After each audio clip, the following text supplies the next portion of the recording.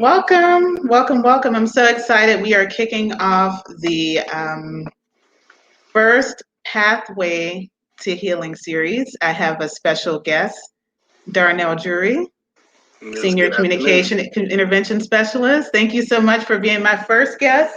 Oh, it's my pleasure. It's my pleasure to be on here today. I am so excited. So we're actually going to talk about lead by example. So to kickstart this series off, this series is going to have 14 weeks of different professionals who are going to discuss the different pathways to healing. So anything from community healing, spiritual healing, financial healing. We're going to run the whole gamut of everything that happens that it takes for a person to recover after abuse and after a traumatic relationship. So today's topic is lead by example. And Darnell, could you just tell us a little bit about yourself? Well, yes, I'm Darnell Drury. I am a Senior Community Intervention Specialist for the Center for Victims. I'm also the Community Chaplain for the South Pittsburgh Peacemakers. I was decided, even while I was going to be on this platform, which one of those jerseys or shirts I would be wearing today. I'm wearing my shirt from Center for Victims, which we campaigned the whole Be a Man campaign. And that Be a Man is not always to let people know that's not a gender thing. It's really about a responsibilities, a responsibilities and accountability to being a human. Our accountability to that type of thing. So I love that. yeah, that's the type of work that I try to stay on focus with. And what does your shirt say? It says "Be a Man." What's the bottom of Yeah, it it? says "Be a Man, Start Here," and that is our campaign for being a man. And we ran a campaign, a hashtag. When I was connected and found out this young lady who was sexually assaulted and raped at a college, and she started a hashtag. I have the right to hashtag, and then from the Be a Man, from that hashtag, we created the I have the responsibility to. And Wow. it's a real responsibility campaign. I have the responsibility to be a man, be a human, to step up, to say something. When I look at all of these different cases, a lot of times, that I try to be that whole leading by example. I try to be that person to identify those people who step out or who stand on the sideline and are actually watching all types of things happening in the world, whether it's domestic violence or sex assault and rape. And a lot of times you have your bystanders who are stepping to the sideline and not being responsible in the spaces that we need to be more responsible in. Absolutely. Absolutely. And one thing what I'm very excited about having you on is I know we go way back, Yeah, way back. And one thing in particular that you focused on when I first met you was violence as a public health issue. sure. And the trauma that comes from growing up in neighborhoods that are violent or growing up with abusive parents and things like that. So can you just tell us a little bit about the different programs you've worked on and different things you've Sure. done to work with? And it's particularly, was it Black male youth that you've worked with, or it's Absolutely. just been okay?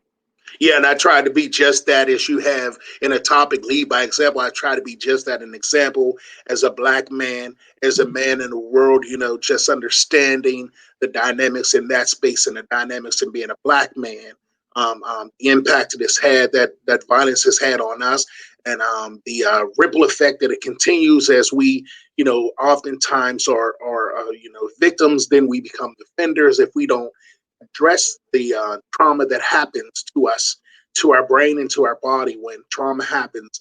And it's important to say it's not just an event that happened; it actually happens to our actual body. It's not outside of our body; it actually happens to our body. It happens to our brain, and it can change the literally change our DNA and how we are responding to people in the world or how we are engaging to the world. And so I try to really focus on how can we address trauma and the ongoing toxic stress in our life, Yeah. so that wellness and healing can start. And you know what's interesting? A lot of people don't consider growing up in drug infested neighborhoods, crime infested related neighborhoods as a form of PTSD. I don't Yeah, think people realize the PTSD that comes with growing up in an area that was not safe. So when you worked with your youth and your boys, and remember we did that project a while back with the juveniles from the detention center, and we taught Oh them yes. conflict resolution. You remember that? Oh yes. Oh yes. I remember very well. Yeah. So I thought it was so interesting. So we had these young boys who come from these neighborhoods where they're always on guard. Yeah, And absolutely. for a couple of hours on a Saturday, they had the opportunity to let their guard down. You know what I mean? And you remember how initially it took some time. Like, it was everybody had to be tough. They were still trying to Yep. maintain Yep. that image and all that, right? And then once they started, and they were children, and it's interesting that so many children are robbed the opportunity to be children and then they become adults, never Right. having lived that childhood. So do you want to just talk a bit on that and just the effects that it has, when you have that trauma at such a young age? And we're Absolutely. talking about, violence and things of that nature. And you know what? That language, being on guard, is very important to understand how our brain works. The first part of the brain that is developed is the primitive brain, and that is a part of the brain that's always on guard. That's the safety and security part of our brain. That is a part that says, is this thing right? Is this thing wrong? Is it safe or is it not safe? So the primitive brain receives any external stimulations, and it has to determine whether it's safe or it's not safe. So therefore, we talk about a young man or a young woman or a young person or whoever is on guard all the time. That means that part of their brain is at a heightened state. It's hyper vigilant. It's constantly on because it's always having to determine if something is dangerous or not dangerous. Because a lot of times we have had so many dangerous experiences or so many harmful experiences that our brain is just like looking at everything as harmful. So all the stimulation on the outside, internally and externally, feels like, tastes like, touch like, the taste, touch, feel, the whole thing. When you talk about the dynamics around sensory, sensory stimulation, all of those things start to feel like danger, and so we stay in a heightened state. And you can see the difference. You can see the shift even where people start feeling a little bit more comfortable. This is why I started identifying when I was doing groups and I was doing classrooms, and I would see a young man or young woman fall asleep, and then I was like, you used to be just like anybody else. Your response is, you're going to wake up in my classroom, and then after a while, I started listening to the language of the young people. Why are you falling asleep? They're saying, like, because I'm so tired. Why are you so Right. tired? Well, because they was up all night in a hypervigilant state. You know. Hmm. So this is the first place I sat today and felt comfortable enough to close my eyes. I felt safe Wow. enough to close my eyes. This is what this thing is saying to you. So when I watch someone fall asleep in my classroom, I don't take it personal. I say this is the first time they feel safe enough. So Wow. I set a tone and I set a space for them to feel the safety of the room. They didn't have to feel hyper vigilant. They didn't have to feel on edge. They didn't have to feel like they were looking over their shoulders. So I take it personally. I take it as a compliment when someone falls asleep in front of me. I don't take it as like, a lot of times we'll take it as like I'm a boring them or you're going to stay woke. How many times do young people fall asleep in class because Right. they've been up all night? They haven't had a place to be safe enough to sleep. And those types of things where they may have been woke because they were hungry. They may have been woke because of gun violence. They may have been woke because one of their parents was hurting the other parent. All types of reasons why kids are woke all night. And so this is the first time they feel safe enough. And those are the type of dynamics that we saw with these young men. Right. And I'm so happy that you said that. That's something I didn't even think about. The fact that the child, and I just want to make sure you can hear me okay, right? Yes, hear you very well. Okay, good. Because I had to take off my mic because it was giving feedback. Oh, But okay. the fact that they feel safe enough to go into the classroom. So that is an important thing to even mention as a community leader, as Yeah, an educator, because so often we look at kids like that and say, you're lazy, you didn't do your assignment, you're just misbehaving, you're being defiant. But you're saying, no, no, no, there's some, you look beyond that and say absolutely. you have to get to know that child and be able to say, you know what, this person is sleeping, because they feel safe to sleep. Now, Safe to understanding too, sleep. they still have to learn, Right. but how do you find that balance? How do you reach children like that who they leave your classroom and they go straight into a war zone? Exactly. How do you, as an Yeah. educator, And I help guess with that's what that? I guess that's where the work really begins. You have to start to find strategies. A lot of times we can do things in the schools and in our churches and our organizations that when they go home, their life is very different. So We got to try to find the strategies that they can use when they go home. When you're away from me, what are the types of things that you need to do, and what are some ways? How can we support you when you're in that place of war zone, if you will? You know, in that war zone. That I can't fall asleep, that I don't have the opportunity to fall asleep, that I have to stay hyper vigilant at all times. You have to start learning to ways to support that, and we're learning ways to give them strategies to supporting opportunities that make us well, opportunities sleeping, eating well, sleeping well. Those are things that really support good safety and security. As long as Mhm. we're sleeping well, we can do well. So if we're eating well, we can do well. All those types of things. Those are just the basic needs of human. Those are Right. just the basic needs, you know. And sometimes that falling asleep and a hypervigilant behavior is just because it's sometimes the basic human needs are missing in their life. You know, they didn't have breakfast. They didn't, you know, they didn't have sleep, you know. So a lot of times we look at it as being defiant or rebellion. So sometimes it's just them simply not getting their basic human needs met. While we're here, yeah, while we're healthy, we're doing well. We, as a teacher or as an educator, I could be doing well. I could have slept well last night. I could have ate last night and this morning. And the likelihood of the person sitting in front of me did not sleep well, did not eat well for many different reasons. So you start trying to help support and address those issues around them. You know, and that doesn't say that's an easy task, but you know, it's at least it's like here's where you start. You know, you don't start where they're sleeping. You start with the reasons why they're not sleeping. You know, And and since we're talking about children, how do you interact with the parents? So if I'm a parent and I'm being abused at home, you know, the right, child is maybe seeing my boyfriend or their father or whoever abusing me. I don't have time and I don't have the money or resources to make sure that they're right, getting a great meal because at a certain age, you know, 16 or whatever, you got to get a job, you got to help out at home. You know what I yeah, mean? You have to start so contributing. true. So, what do we say to parents to, Yeah, you know, because, you know, children are still limited in some way, right? absolutely. In many cases, the child, if you know the child parent dynamic, the situation is in many cases the child is what helps us win the parent over because when Mhm. we're able to let them identify and see how what they're going through is the impact that it's having on a child.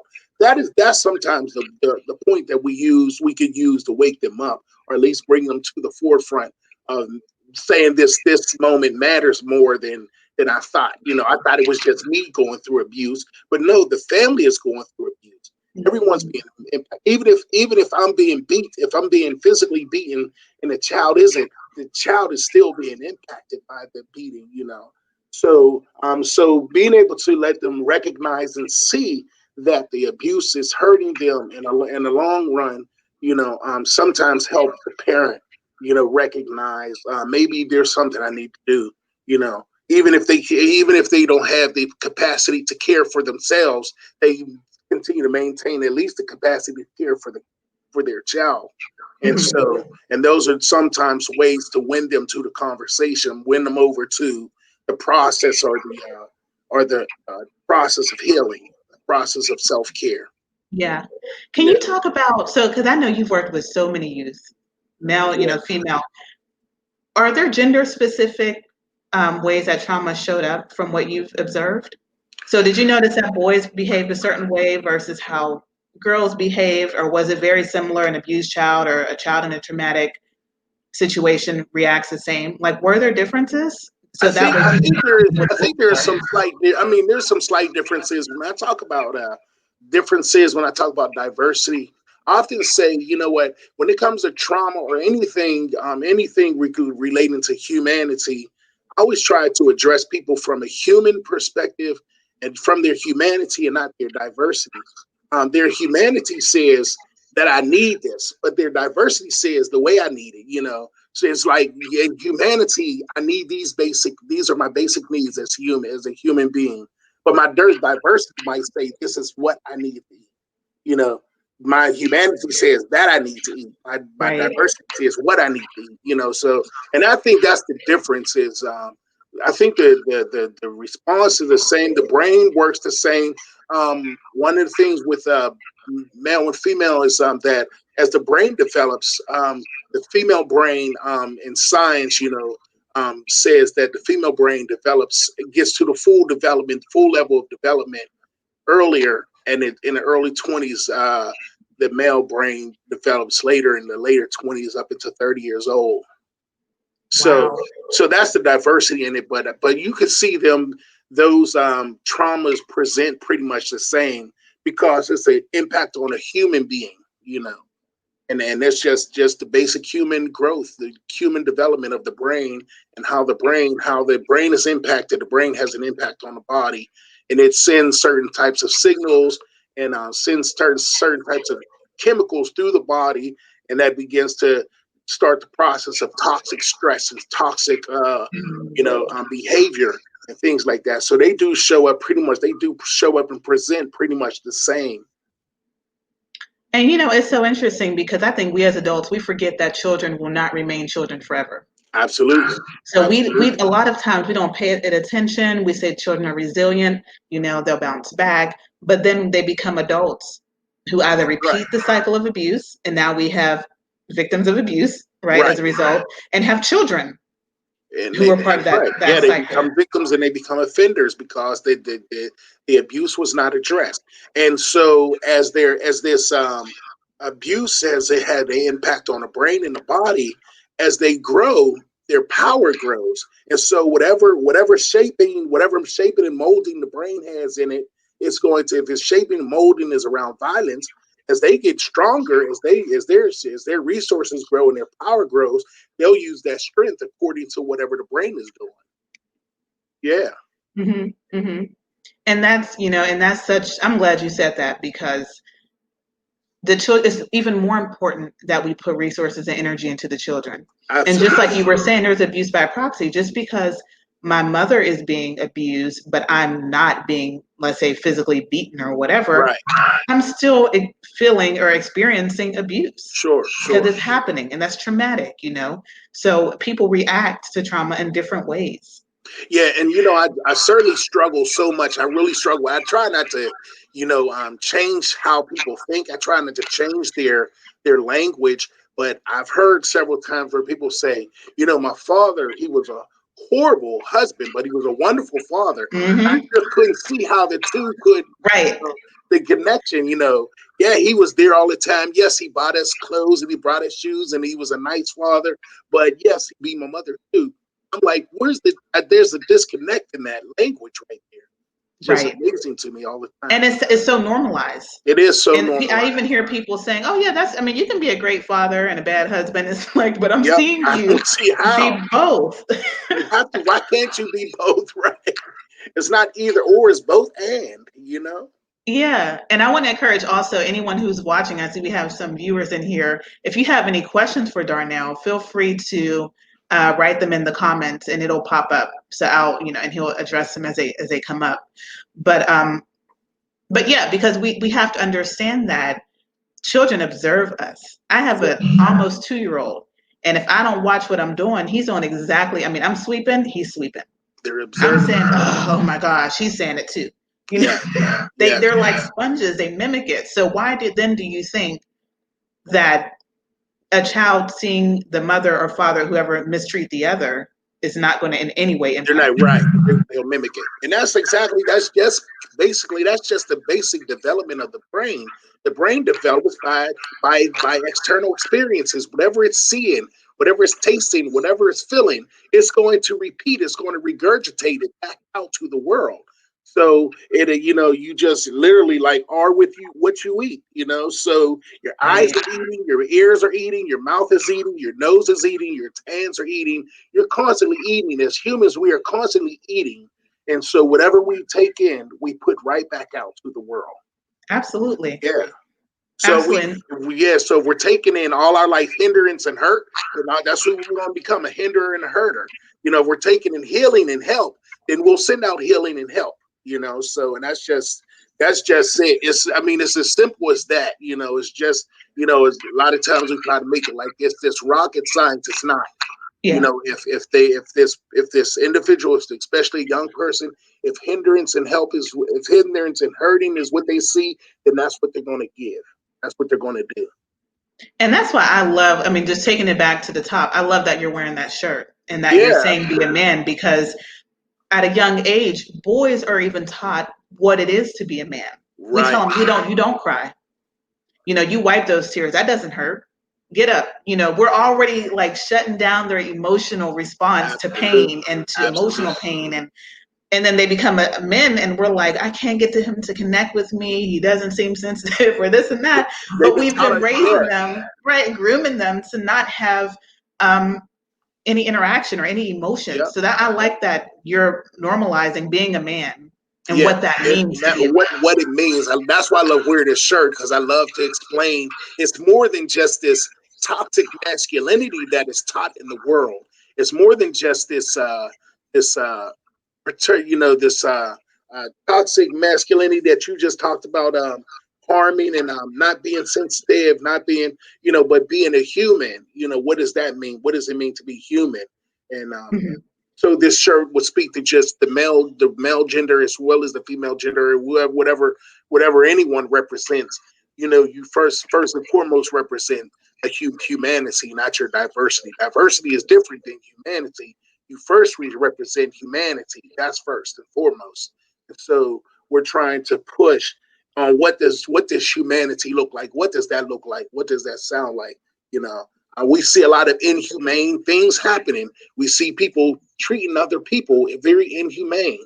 Absolutely. So we have to address those things. So what does being a human look like? What does it sound like? What does it taste like? What does it feel like? All of those things have to be addressed through our And five senses. the thing is, we don't want to address it until it becomes a problem, Exactly. right? We don't want to address any of the symptoms. And that's the start of the problem, when you don't want to address it until it becomes a problem. Yeah, Hmm. that's right. Hmm. So yeah, so no, I love that you're talking about, and that's what I remember most about our interaction was how much time you spent with the boys, Yeah, with the young men in our communities who were already experiencing so much trauma, and giving them that hope and giving them that belief that they are someone, they are worthy, they are experiencing pain, and it's okay to experience pain and talk sure. about it. Sure. And you know what? And I feel like I'm constantly trying to be responsible to what type of experience is a person getting from me. What are they drawing from me? What are they drawing? What are they feeling from me? What are they hearing from me? What are they seeing in me? Those experiences are very important to whether to being helped or hindered. Those experiences are very important. So my interaction, my engagement with them.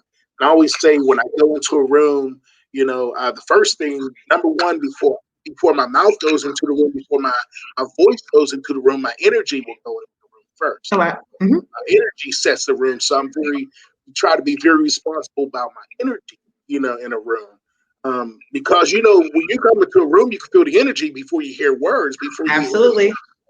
you feel the energy first. And I Yeah, always like to say that you could feel, when you walk into a room, if it's stuffy, if yeah, something's about to pop off, yep. you know what I Right. mean? If You always feel it.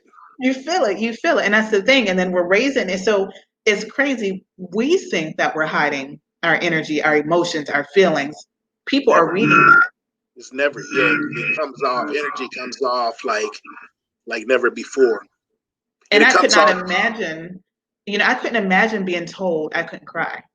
right. I, we're human, right? I couldn't imagine being told, don't do that, that's not strong of you to do this or do that, and we are told that in a way as women, but when it comes to emotions, we're expected to carry the To burden expect to carry of that that burden. emotion. So then we get into relationships with men who've never learned how to handle their emotions, and then now we're trying to go get some help to fix that, when in reality there's so much that person already needs to do Sure, sure. And before they even got into it. You and, understand and what I'm that saying? So that's it's a what so cycle. that's where toxic masculinity come from, where we're taught not to Yes, cry. let's talk about that. Yeah, that's where they right. That's what we're taught, not to cry, not to release chemicals that are toxic in our body. And so when we're not Wow. releasing them, they're staying in there, and they have to be released. And that toxic chemical will release itself. It'll find a way out. It'll want out. And whether if it's going to come through tears or terror, it wants out the body, and it will find a way out. You either implode or you explode. One of the two things. It's a toxic mass. That's where toxic masculinity comes from. It Wow. comes from those words. Don't release that energy, and or don't release those tears. It become a different type of energy. Don't release this anger. It becomes a different type of energy. It goes somewhere else. Even for women are not supposed to be yelling and angry. And that Mhm. energy, it goes somewhere. It has to come out some other way. It will come out no matter what, no matter how bad we want to bottle it up. It's going to seep out. It's like water. Water can't be stopped. It will gush. Water will knock over the most solid buildings, so the chemicals that come out of our brain is like water. It will not be stopped. It cannot be stopped. Wow. Yeah. Wow. That is, I wish I had more time. Yeah. Yeah. I wish I, because this is such a good topic. Like, so just to close it out, what do you recommend for people who may have um, youth that they're working with, maybe they're educators, maybe they're parents, they're trying to get them they've experienced trauma. They know the child has experienced trauma, maybe they've observed it, and they're trying to figure out a healthy way to to encourage their growth, to get them to be a healthier adult. What Right. would you, and I know we've been speaking predominantly about males, and we could stick to that, that's fine too, but what do you recommend Well, for yeah. these educators and parents? I think that recommendation is finding out where something is coming from, not what's happening, but what has happened to a person. So looking for where that started. It just goes back to the old story that I was hearing. Someone said we created some great organizations. There was a story around babies in a river. Going down the river stream, and there was a lot of organizations being built to pull the babies out the river stream. And then someone said, well, let's go build an organization to find out how the babies are getting in the stream in the first place. So how Mm, did they get here? How are you getting that's here? good. I mean, it just goes to the point to I'm not so concerned. I'm not going to go into a fight with a kid who's sleeping in my class. I want to understand, why are you sleeping here? Why is this a place for you to sleep? Two things: because I didn't sleep last night, and secondly, because it's safe. So it's a safe place for me to sleep. So I can recognize that safety is not happening in their life in other places. In other areas, there's the lack of safety that's going on. So just identifying, where do I start? You got to have a starting point and Right. recognize, where do I start? Yeah. And then trying to also make sure as much as you can to identify what are some healthy strategies, to healthy stimulations. What are some things that stimulate our mind, to do better? What might be healthy stimulations for our eyes and for our ears? Whether it's music or whether it's sounds for our ears, or certain looks, things, certain sceneries for our eyes. So how are you stimulating your sensory? That's Hmm. what's important. Our sensory stimulation is a very important part to start with. That's how we experience the world, through sensory stimulation. Absolutely. Yeah. Now, this is awesome. And for whatever reason, I couldn't get the comments on here, probably because I was messing around with some stuff. But just know there's been great feedback. People are really enjoying this topic. And Good. yes, people seem to really be getting a lot of that. So can you just tell us how, I know you have your own platform. Sure. So Sure. could you tell people the best way to get in touch with you? Sure. I am on Instagram as well as Facebook as Darnell Drury. I also have my platform, the Anthony Drew Morning Show with G Wiz on WXCN Power Radio. That is an internet radio station, and we have these types of topics. We have all types of topics where we bring music and laughter and fun and serious topics. So, and my radio name is Anthony Drew. So that's the Anthony Drew Morning Show. Um, Drury@gmail.com is my contact. And again, you can reach me on Facebook and or Instagram with Darnell Drury as well. So All right. Well, thank you so much. Thank you to everyone who've watched. Like I said, I'm so excited. We kicked off our first episode of the 14-part series of Pathway to Healing. So every week we're going to have a new amazing professional come on, share resources, information that will assist every part of the healing process. So thank you again for being the first person. I was Thank a you little so nervous much. at first, but Thank you so much. You did excellent job. Excellent job. I love it. thank you. That's a compliment coming from you. Yes. Okay. Well, thank you all again for joining. Darnell, you can stay on. I'm going to end the broadcast. Sure.